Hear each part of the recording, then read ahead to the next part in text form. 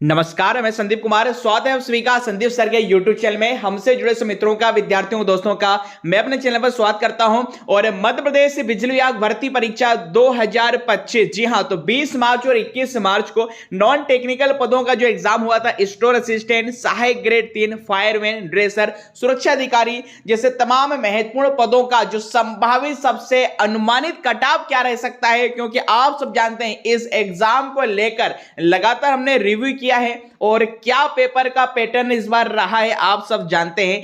क्या बदलाव हुआ है 2018 की अपेक्षा इस बार, ये भी आप भली बात जानते हैं। तो यहां पर इस भर्ती से जुड़े हुए बहुत सारे सवालों के जवाब आज आपको मिलेंगे, जैसे आंसर की कब तक जारी होगी, रिजल्ट कब तक आएगा, क्योंकि इस भर्ती को लेकर देखिए नोटिफिकेशन आने से पहले से लेकर लगातार एग्जाम डेट को लेकर, एडमिट कार्ड को लेकर इस भर्ती से संबंधित समय समय पर हमने सबसे फास्ट अपडेट आपको यूट्यूब चैनल के माध्यम से दी है।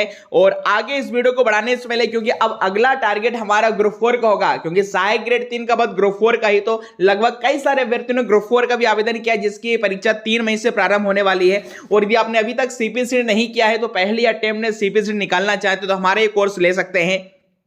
सीपीसीडी की टेस्ट सीरीज जो ग्रुप 4 का संपूर्ण कोर्स भी आप 799 में ले सकते हैं। इसी के अलावा बिजली विभाग ग्रुप 4 की जो कॉम्बो टेस्ट सीरीज हमने निकाली थी वो तो अब यहां पर रहेगी। इसी के अलावा ग्रुप 4 की सेपरेट टेस्ट सीरीज भी आप ले सकते हैं। एप्लीकेशन का नाम है संदीप गौर सर। इसी वीडियो के डिस्क्रिप्शन में हमारे व्हाट्सएप चैनल, टेलीग्राम ग्रुप और एप्लीकेशन की लिंक देख रखी, जिससे आप हमसे जुड़ सकते हैं। चलिए सबसे पहले आपको बात करें, देखिए 9 दिसंबर 2024 को इसकी विज्ञप्ति जारी हुई थी मध्य प्रदेश बिजली विभाग की। 2573 पदों पर यह नोटिफिकेशन आया था। अब जिसमें से मैं आपको बता दूं कुल आवेदन जो आए हैं 1,25,000 इसमें कुल आवेदन आए हैं। हालांकि हमारी आरटीआई अभी तक नहीं आई है, इसके माध्यम से आपको अलग अलग पदों में भी आपको बता देंगे कि कैटेगरी वाइज या अलग अलग पदों में कुल कितने आवेदन आए। ओवरऑल 1,25,000 इसमें आवेदन आए हैं।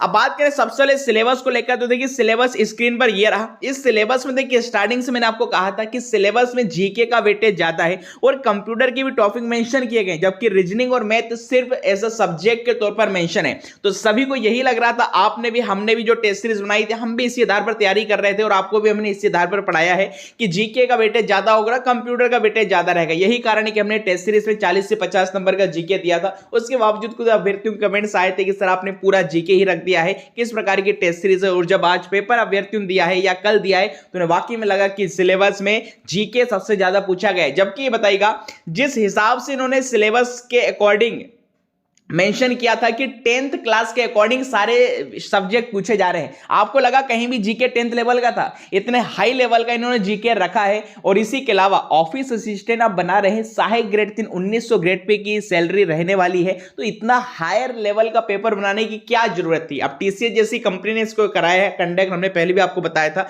क्योंकि इसका एग्जाम वहीं पर हुआ है जहां पर टीसीएस के पर अपने खुद के सेपरेट एग्जामिनेशन सेंटर थे। चलिए, तो ये तो सिलेबस आपने देखा है, जिसमें से ये मान के चलेगा 60 नंबर में एमपीजी के करंट अफेयर सब कुछ पूछा गया था, 5 नंबर का कंप्यूटर पूछा गया था, जबकि कंप्यूटर से रिलेटेड ये पोस्ट यहां पर बहुत ही ज्यादा नुकसान अभ्यर्थियों को हुआ है, क्योंकि कंप्यूटर ही ज्यादा आता तो एक अच्छी स्कोरिंग हो जाती है। बाकी फिर मैं कहूंगा जितना भी कंप्यूटर मुझसे आपने पढ़ा है या मैंने आपको पढ़ा है, नॉलेज कभी बेकार नहीं जाता। अभी दिसंबर में आईटीआई ट्रेनिंग ऑफिसर का एग्जाम आने वाला है, इवन अभी देखिए मई में ग्रुप 4 का एग्जाम आने वाला है। यहां पर तो आप सब जानते हैं 15 से 17 नंबर का 101% कंप्यूटर आता ही है, तो ज्ञान कभी बेकार नहीं जाएगा, आपको यहां पर जरूर काम आएगा। ये आपको ग्रुप 4 के एग्जाम में 3 तारीख को जरूर पता लगेगा। तो आप देख सकते हैं बाकी 10 नंबर की इसमें मैथमेटिक्स थी, 25 नंबर की इसमें रीजनिंग थी और इस प्रकार के अन्य सब्जेक्ट थे। तो देखिए यदि हम कट ऑफ की बात करें, पहले मैं आपको बता दूं कि 25 नंबर की रीजनिंग, 10 का मैथमेटिक्स और 5 का कंप्यूटर, ये 40 नंबर। तो 40 नंबर तो बहुत ही इजी था, मतलब 40 में 40 भी आप लेके आ जाए कोई बड़ी बात नहीं, 40 में 40 आपके आए भी होंगे।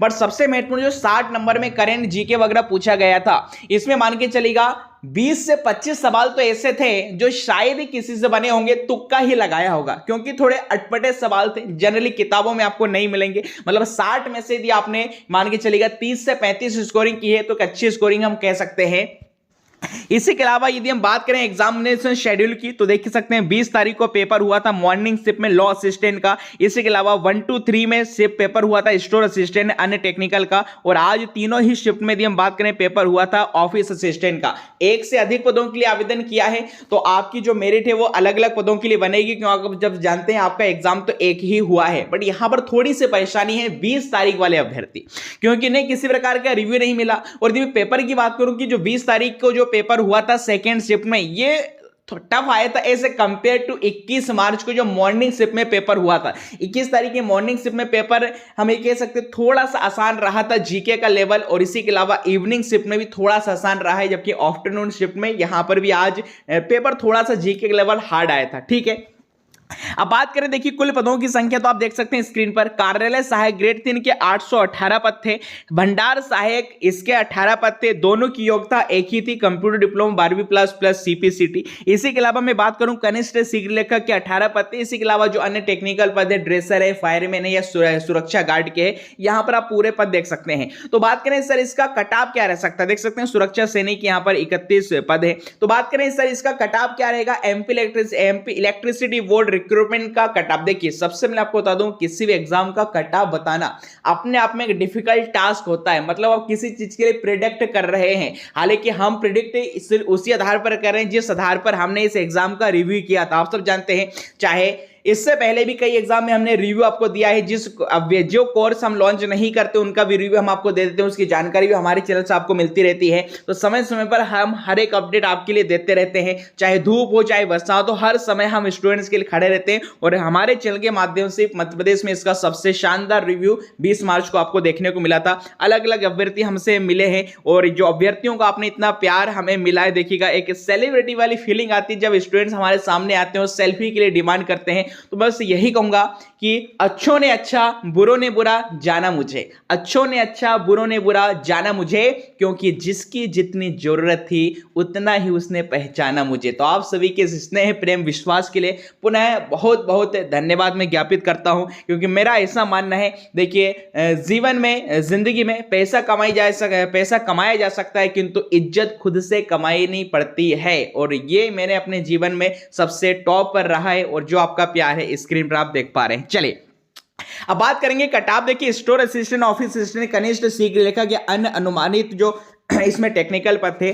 तो देखिए खुली सीधी भर्ती, मतलब इसमें हर एक प्रकार के जनरल, यूआर है, ओबीसी, ईडब्ल्यूएस, एससी, एसटी है, और भूतपूर्व सैनिक यदि संविदा कर्मचारी के पद हैं तो आप अपनी कैटेगरी से 8 से 10 नंबर कम कर सकते हैं। देखिए जनरल कटाव हमने 4 नंबर का डिफरेंस रखा है, 80 से 84, 84 के बीच में, 78 से 82 के बीच में, ईडब्ल्यूएस 76 से 80 के बीच में, एससी का 70 से 74 के बीच में, और एसटी का 65 से 69 के बीच में। अब हो सकता है कुछ अभ्यर्थियों को ये कटाव ज्यादा लग रहा है, पर मैं आपको ये भी बता दूं कि बेसिकली देखिए 87% के बेस पर जो 13% इसमें प्रावधिक भी रखा जाएगा जो फाइनल रिजल्ट आएगा। अब बात करें सर नॉर्मलाइजेशन होगा कि नहीं, तो देखिए रूल बुक में तो बिजली विभाग की नॉर्मलाइजेशन का नाम कोई मेंशन नहीं था जिसे व्यापम मेंशन करता है, बट जहां तक हम समझते हैं नॉर्मलाइजेशन होना चाहिए और शायद होगा, क्योंकि मल्टीपल शिफ्ट में पेपर हुआ है। और इसी के अलावा आंसर की बात करें तो देखिए 30 मार्च तक तो एग्जाम ही चलेगा सभी पदों का, उसके बाद एक हफ्ते के भीतर आंसर किया जाएगी, और अप्रैल के लास्ट में या मई के प्रथम सप्ताह में मान के चलेगा इनका रिजल्ट भी जाएगा, क्योंकि बिजली विभाग जो होता है बहुत ही टाइम पर अपने सारे काम करता है। तो ये हमने एक्सपेक्टेड कटाव बताया है। अब कटाव यदि ज्यादा लग रहा है तो मैं आपको बता दूं 40 नंबर का रीजनिंग में जीके कंप्यूटर जो ओवरऑल आया है 40 में 40 आपने बना दिए होंगे, तो 40 नंबर तो ये हो गए। और 60 नंबर का जीके करंट है, उसमें भी MP GK MP current affair तो इजी था, बट जो अन्य जीके था या इंडिया लेवल का वर्ल्ड लेवल का करंट था वो थोड़ा डिफिकल्ट था। कुछ स्टेप में 2022 का करंट भी पूछ लिया गया था। अब बताइए आप कितना करंट पढ़ेंगे, तो 60 में से बताइए कोई यदि 40 नंबर भी ला रहा है तो 40 40 80 हो गए, या फिर वो 30 नंबर भी ला रहा तो 70 तो ये हो गए। तो कुल मिलाकर हमने एक्सपेक्टेड कट ऑफ बताया है। फिलहाल आपकी क्या लगता है, आपका किस शिफ्ट में एग्जाम था, कितनी स्कोरिंग आपकी हुई है, मतलब मार्क्स तो स्क्रीन पर नहीं आए बट आपको लगता है कि कितनी स्कोरिंग आप कर सकते हैं, कमेंट बॉक्स में जरूर बताइएगा ताकि हम बेहतर तरीके से हम इसे एनालिसिस कर सके। और आपके इस पर क्या रहे कमेंट बॉक्स में जरूर बता दीजिएगा। जानकार वीडियो पसंद आया हो तो इसे लाइक शेयर सब्सक्राइब जरूर कीजिएगा। मिलते हैं अगले वीडियो में, तब तक के लिए खुश रहिए, मस्त रहिए, स्वस्थ रहिए, व्यस्त रहिए। थैंक यू, जय हिंद।